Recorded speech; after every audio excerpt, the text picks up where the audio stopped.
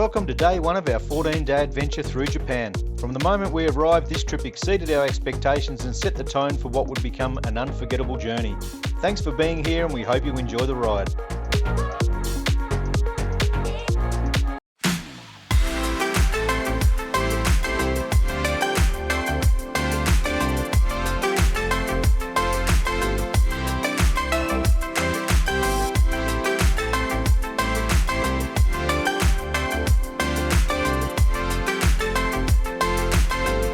Time to catch a plane to Japan.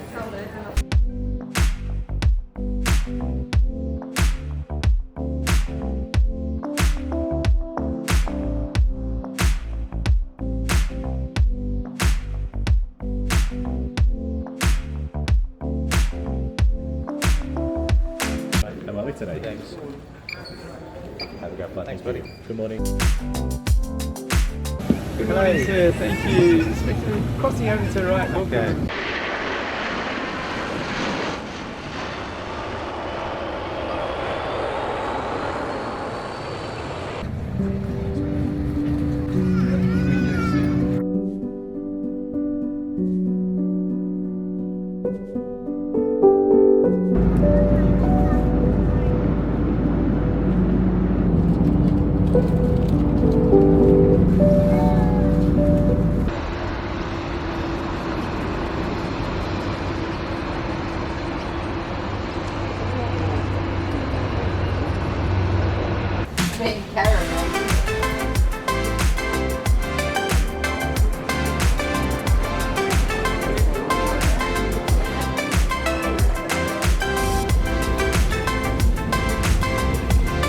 On arrival in Japan and desperate for a coffee, Michelle gave it her best shot. Right finger, left finger, no coffee. The machine won this round. She's gonna have to wait. And with the airport behind us, it was time for the 1-hour bus ride to the hotel. By the time we arrived at our hotel, it was already late, and after a smooth check-in, we headed up to the room for our first night.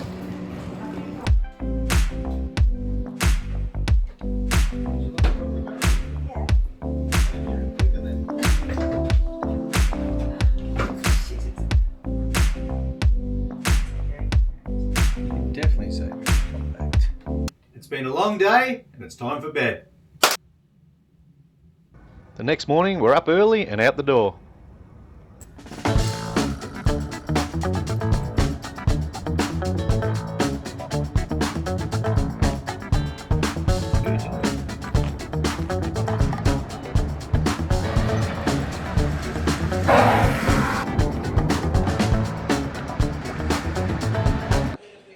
Once we come back, we have a quick breakfast, grab our name tags and we're off for a very busy day.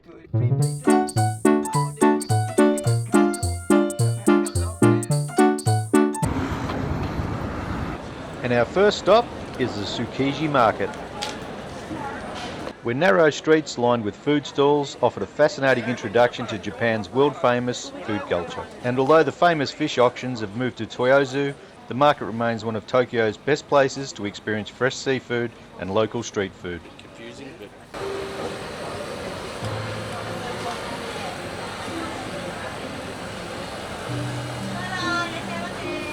Thank you very much. Thank you. Time. Tasting the tuna. We remember in Vietnam we had probably 3 different. The next few days though, so I'm not sure. Bit of Wagyu action. Oh my god. Oh my god.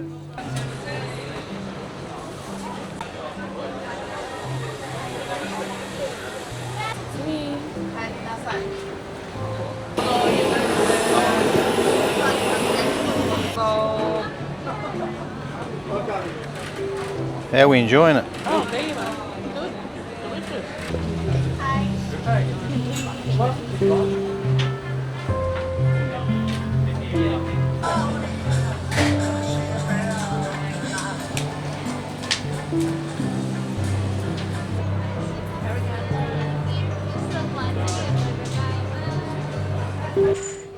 Make sure you allow a couple hours to be at the market because we only had 1 hour and that definitely wasn't enough.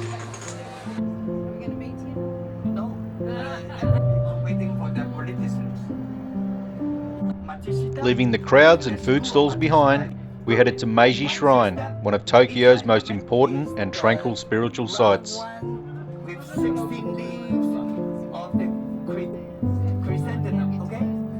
So this is the national flower of Japan. The national flower of Japan is not cherry blossom, not the sakura.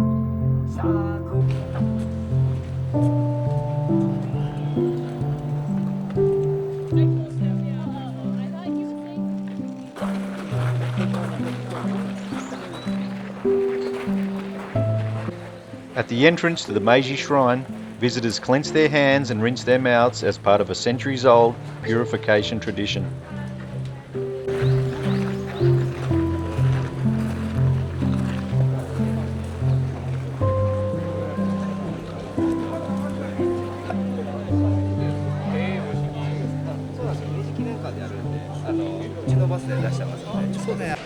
These wooden plaques are known as ima. Visitors write their hopes, wishes and prayers on them before hanging them at the shrine.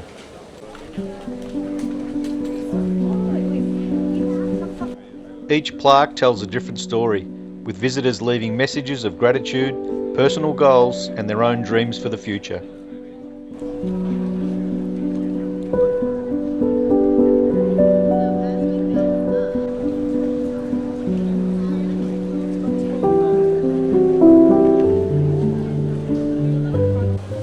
Standing side by side for generations, these sacred camphor trees have become a symbol of enduring love and companionship, making them one of Meiji Shrine's most cherished landmarks.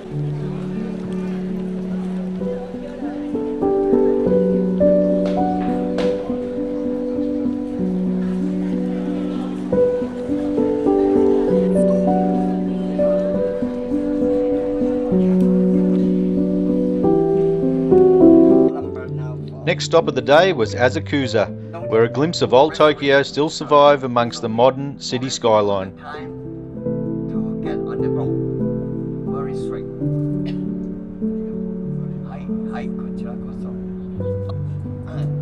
Look here, this is the temple entrance. So we'll get up.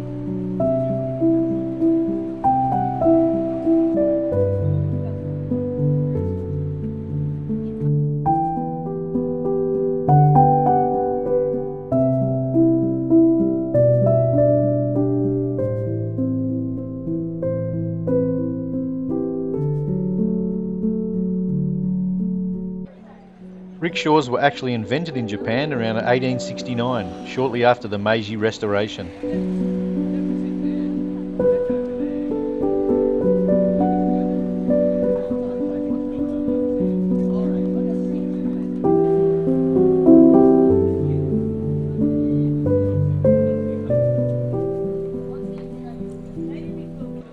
And we're starting to get a little bit hungry by now, so we crossed the road next to the Sensō-ji Temple, Tokyo's oldest and most famous Buddhist temple, and it's surrounded by restaurants.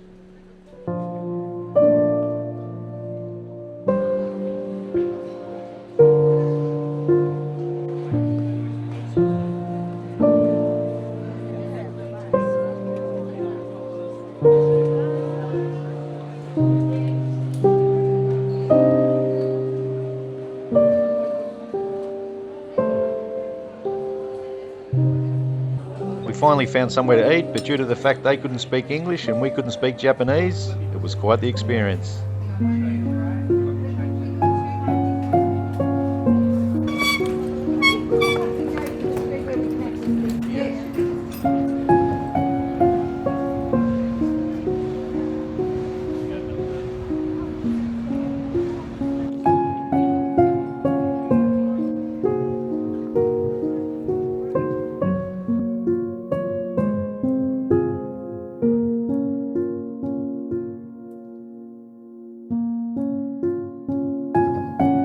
Next, we arrived at Sensō-ji Temple, where centuries of history, colourful traditions and bustling crowds come together in one unforgettable location.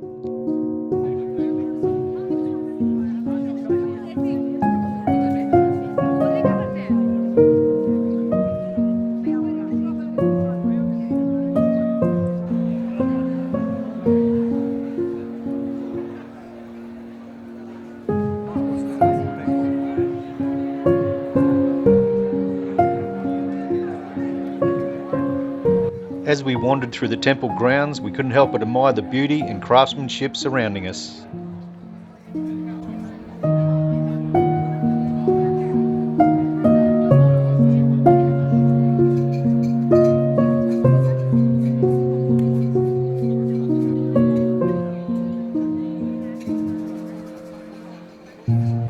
The large incense burner is called the Jikoro. It's believed to bring good health, healing, purification, and good fortune.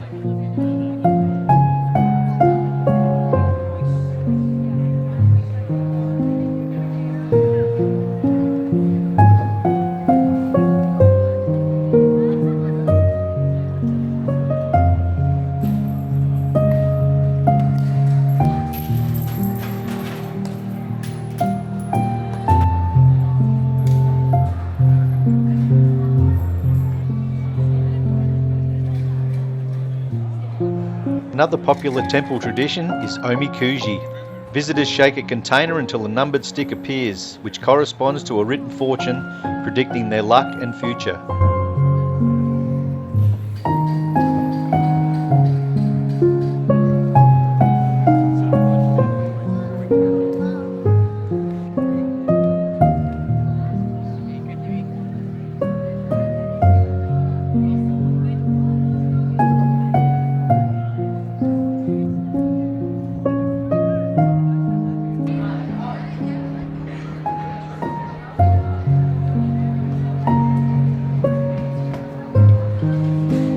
The girls don't know it, but this guy definitely looks like he needs a break.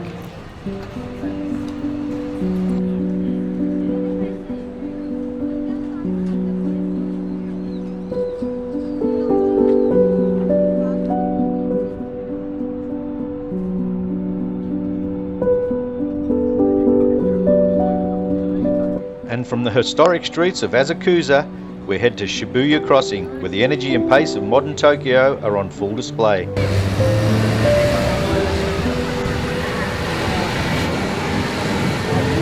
No visit to Shibuya is complete without stopping by the statue of Hachiko, Japan's most famous and loyal dog. It really is worth checking out the story.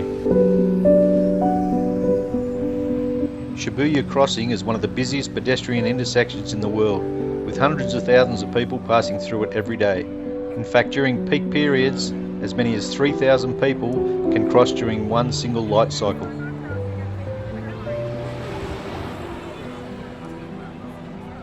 Get ready, get set, go.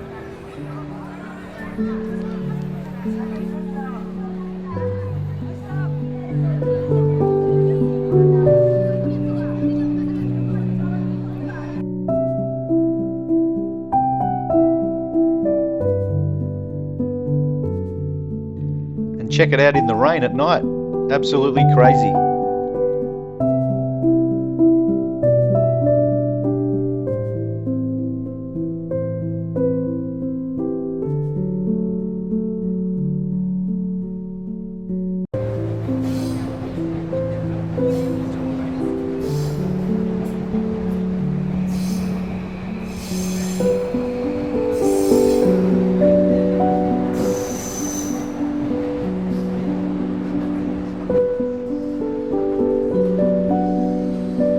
Some of Tokyo's best dining experiences are hidden in narrow alleyways, where tiny restaurants serve everything from yakitori and ramen to local specialties.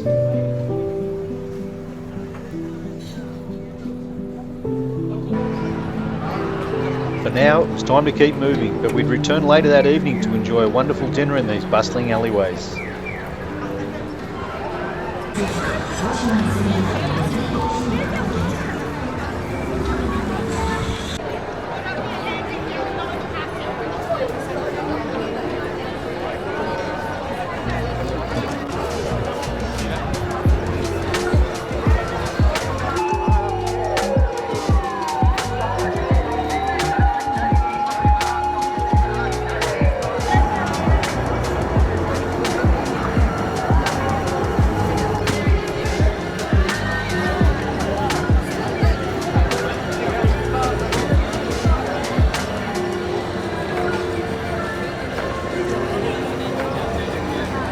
Tokyo's rail network is one of the busiest in the world.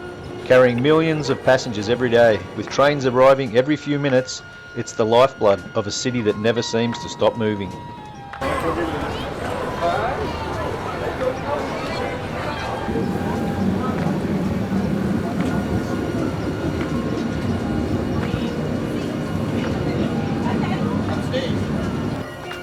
We quickly find a place to eat and squeeze past everyone and head upstairs.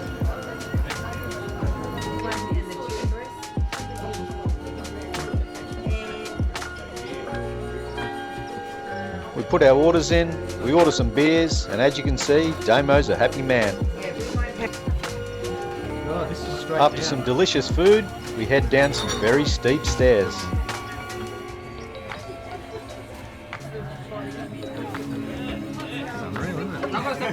And as you can see, space is very tight in these tiny little restaurants. We all sucked in our stomachs, squeezed back out, and it's all part of the Tokyo dining experience.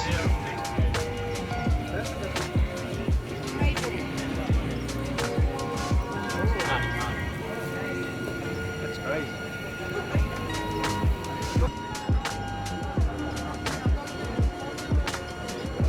As you can see, most of these restaurants down these narrow laneways are no more than 2 metres wide, and some only have enough room for 6 to 8 people. It's a unique dining experience that's very different from what we're used to back home.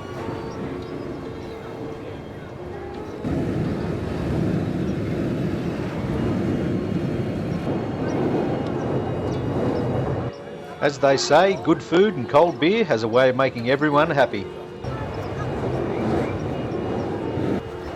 Home to around 37 million people, Tokyo is the world's largest metropolitan area, a city where ancient traditions and modern life exist side by side. With millions of people relying on trains every day, Tokyo's rail network is one of the busiest and most efficient transport systems on the planet.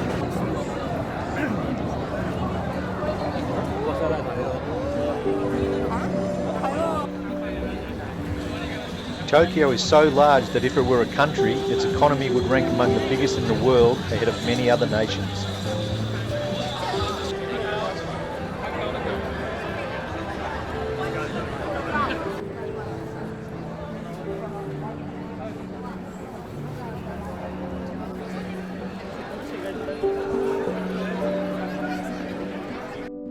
And to finish off a great day, it was time for a little karaoke. Luckily for us, Bon Jovi and ABBA popped in for a little bit and helped Damo, Karen and Michelle belt out a few fantastic tunes.